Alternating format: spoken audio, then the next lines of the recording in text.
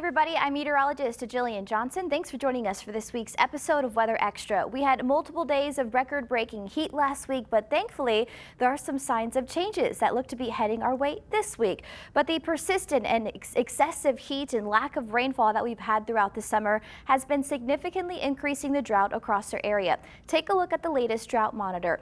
The new update came out this past Thursday, September 7th. As you can see, we have a large area of exceptional drought covering central Texas, which is the worst level of drought you can have. Elsewhere across our area, we have extreme drought with a tiny portion of severe drought across the Freestone, Limestone, and Leon counties. Because of the lack of rain, many cities are implementing water restrictions for their residents. News 10's Jasmine Lotz has more on what the city of Waco is asking. Due to the hot heat and water restrictions, you'll see people's sprinklers on at different times of the day and certain days of the week. For people to, like I said, recognize that this is the hottest, driest time of the year. However, some residents plant new lawns or plants that require much watering outside of the water restrictions. The city of Waco has an online form that you need to fill out to be considered for water exemption. Depending on if you're a customer of Water Waco and when your landscaping was planted, you could have a 30-day water variance. As people are planting things, to really be conscious of the fact that we are in these, drought conditions, to make sure that they're being really mindful of what they're planting. As far as the city of Belton, Temple, and Killeen, you can apply for an exemption by including your contact information, the purpose of water use, and how long you'll need the exemption for. Waco's communications specialist, Jessica Emmett-Seller, says although it's nice to have some leeway, it's important to be conscious of drought conditions. We want to make sure that the priority is having enough water to do the things we need to do, drinking, cooking, cleaning, things like that, over having, that kind of pristine, bright green lawn. As for new grass, Preston Trevino, a sprinkler man, says since the roots are being cut at the sod farm, it's crucial for new roots to have as much water as possible to support the grass. You need it to kind of be soaked to allow that, allow what little roots they do have left connected to the turf. To be able to absorb as much water as they can while they're sending new roots further down. He recommends the drip sprinkler system because it has a 99% efficiency of water actually going into the ground. It has little emitters on it that allow the water just to slowly soak into the ground, and you just lose less to wind, evaporation, and that sort of thing.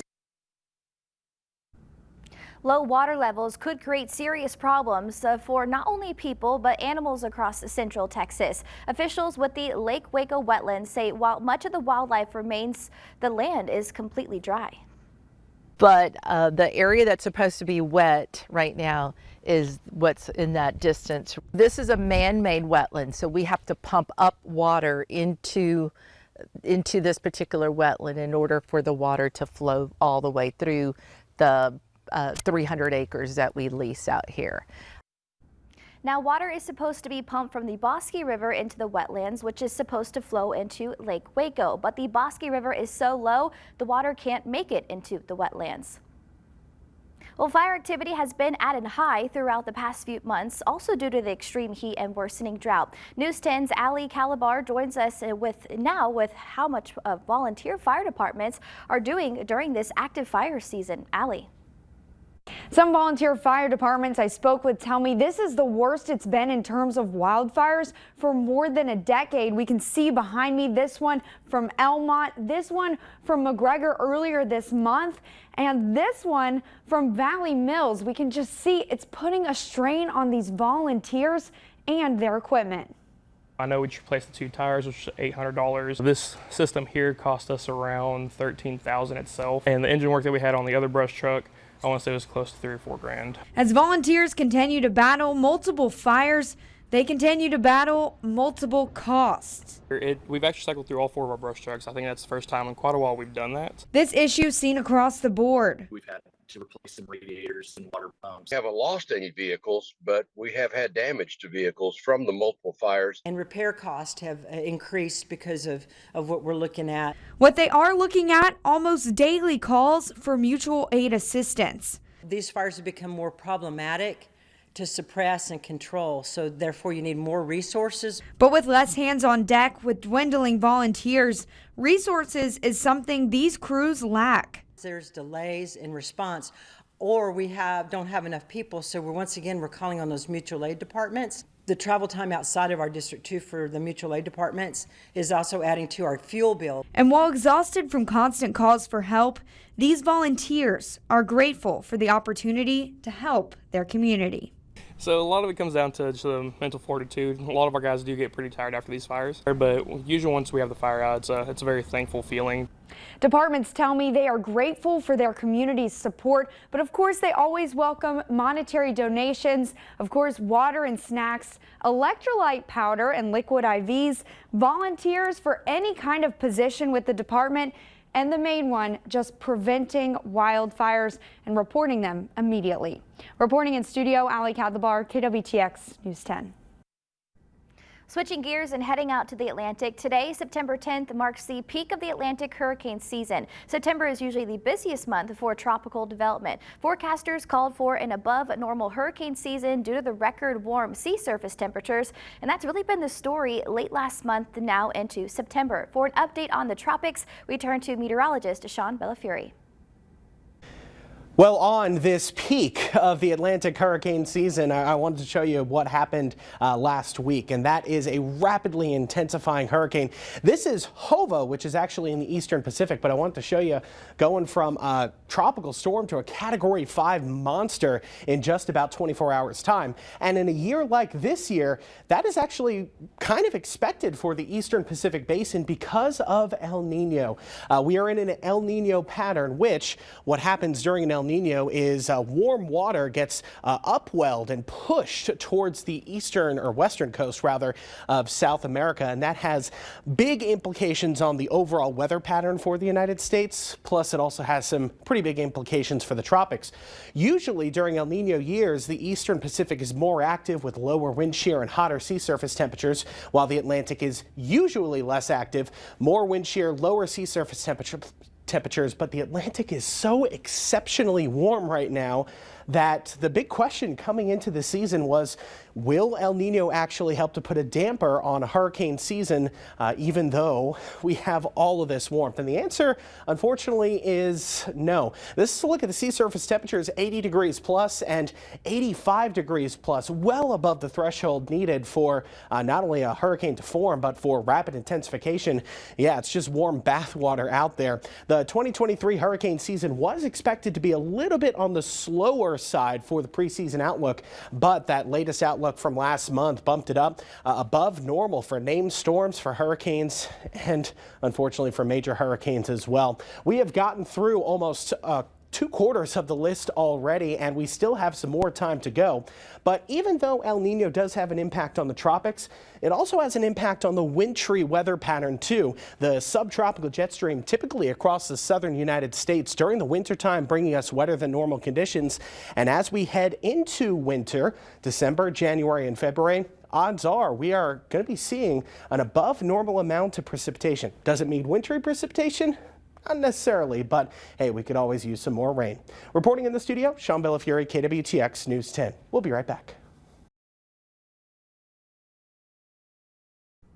Welcome back to Weather Extra. The summer sizzle in the States was not confined only to North America, but across our entire planet, as Earth experienced its hottest 3 months on record, according to the World Meteorological Organization. Take a look.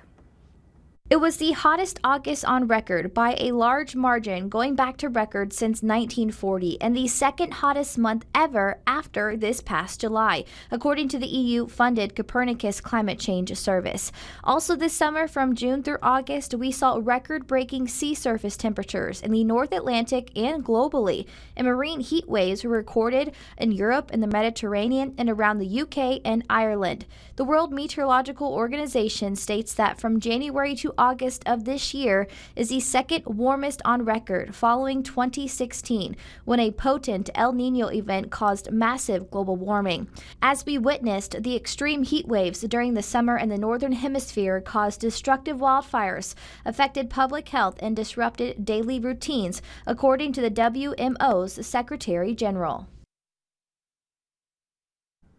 Well, meteorological summer occurs from June 1st to August 31st. And during that 3-month span, we had numerous records broken across central Texas, both in the rain department and also the temperature department. Through June, July, and August, the Waco Regional Airport only saw 0.74 inches of rain, which makes that the second driest summer on record. We also saw an average temperature of 87.7 degrees, which ties for the 6th hottest summer ever at the Waco Regional Airport. And millions across the nation felt the extreme heat last week. There were heat alerts stretching from right here in Texas up to Rhode Island. Here in the Lone Star State, our AC units have been working overtime to keep us cool, but across the Northeast, many schools and businesses were shut down because they don't have air conditioning. Christina Raffini reports from D.C.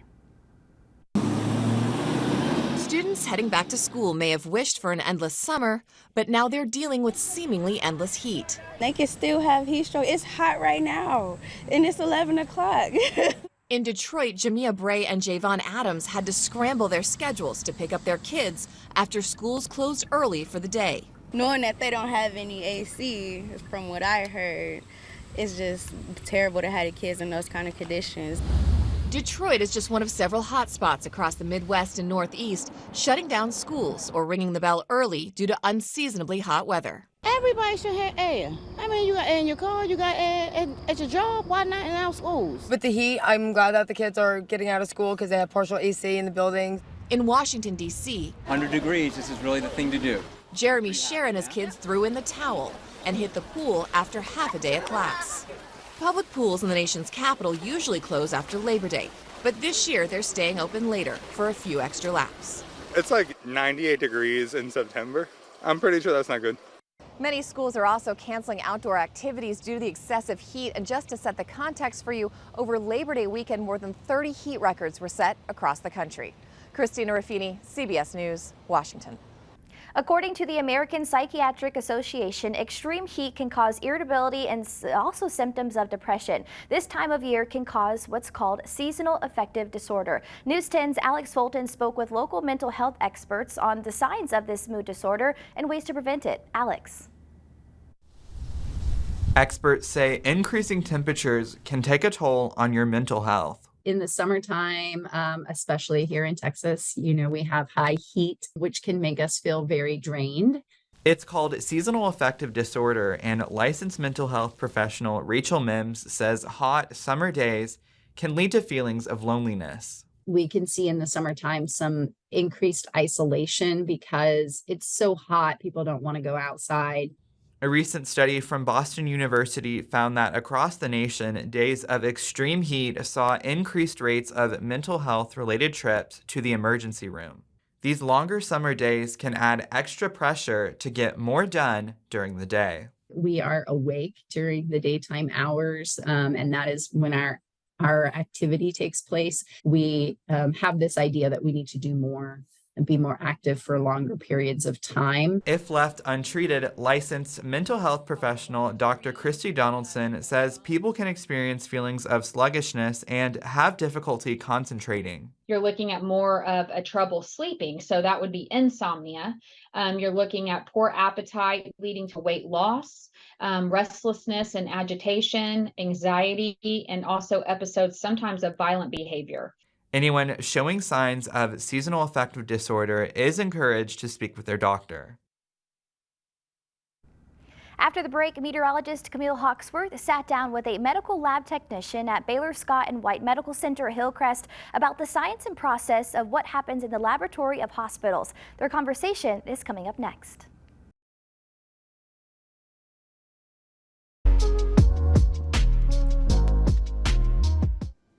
Welcome into this week's episode of Degrees of Science. We're here at Baylor Scott and White Medical Center Hillcrest, and I've got Brittany Shaw. She is a medical lab scientist, and we're here today to talk all about what happens in this magical place, the laboratory. So tell me a little bit about the importance of the laboratory in the hospital. So we get all the samples from the entire hospital and we run diagnostic testing. The CDC states that about 70% of doctors' decisions are based off of lab results. So the results that we give the doctors helps them come with diagnosis, helps them build a treatment plan, and also make sure that we can monitor our patients to make sure that they're getting better and staying better. What does the operations look like on a daily basis? Those are our processors right there, right behind us, and it's kind of like a bank system. We have tubes that get sent down from floors that contain either blood or urine. We also do get stool and body fluids. Those aren't allowed to come down the tube station because they could leak, and those are kind of harder specimens to get. But we do about approximately over 1,000 samples a day just in chemistry and hematology alone. The other day, our chemistry lead tech stated that we did over 145,000 tests for the month of June. For 1 month? For 1 month, just in chemistry alone. So you do a lot of the diagnosing of some of the illnesses and sicknesses that the doctors get to then relay. What is that process like when you get the sample in and then you have to communicate that to the doctor? So whenever we get a sample in and say someone's coming into the ER because they're tired and they're bruising easily, and we look under the scope and we see a lot of immature cells, that can be indicative of leukemia. And so we would look at it, and they usually have critically high white blood cell counts, so we will notify the provider. And then at that point, the provider will then order what's called a pathology review, and we will then send it out for a pathologist to review it to confirm the diagnosis of leukemia. So when you talk about leukemia as a diagnosis, what are some of the most common diagnostic tests that you guys do down here? Our most commons are like UTIs, anemia. People will come in feeling sluggish, and it will be that they have a low hemoglobin. And then diabetes is one of the things that we see a majority of, and thyroid issues as well. And each tube has its own specific function. So there's like a green and an orange top. The green top is for plasma, the orange top is for serum. Those are primarily used for chemistry. There's the purple tops, which are primarily used for hematology and blood bank. That's what we do like our blood counts off of. And then micro specimens, they can come in a form of a fluid, tissue, bone, pretty much anything for micro that we can culture. So you're saying when you take those samples, the tops actually do have a purpose? They actually have a purpose, and you have to draw them in a certain order or else they can actually skew the results. Awesome. Well, thank you for doing that. We are glad that you're here in the labs. Thank you. We love what we do. We love helping our patients and kind of behind the scenes. Yeah. So, you know, you talk about behind the scenes. I think you're at the forefront of everything. But what departments do you interact with at the hospital the most? All of them. So all departments send us their samples from OR. If they need a tissue culture, they can send us necrotic tissue. The ER, they send us all of their samples. We even get things from some clinics too. So the clinics that are next to our hospital will run their samples for them. So we really interact with all departments of the hospital. How do you think that technology might change the way you guys do testing too in the future? Oh goodness, I can only imagine, because out here, like some of the older techs here, some of my professors would be like, well, we would mouth pipette, or they would have to literally hold the sample to a flame, but they would have to do a lot more manual tests. And I just think instrumentation has just kind of become more and more, and it will make our jobs not only easier, but allow us to give better care, more accurate results, and faster for our patients. Yeah. So when someone comes into the hospital and they say you have to get labs done, that can be an emotional process. Yes. What would you say to someone who has to get some lab work done? What would you say on the other side of things? So I do have to stick people sometimes, and we do, get scared kids or parents or adults that are even scared. We just kind of let them go at their own pace. We'll explain what we're doing. We'll kind of explain, like, if they are curious, what tests their doctor ordered. And then if they feel like they're going to faint, we have different accommodations we have for people. We can draw their blood laying down. Like, a lot of people are scared of needles, and we don't want to make it more traumatic than what it needs to be, because lab work is an essential part of being healthy, and so we want to try to make it as painless as possible.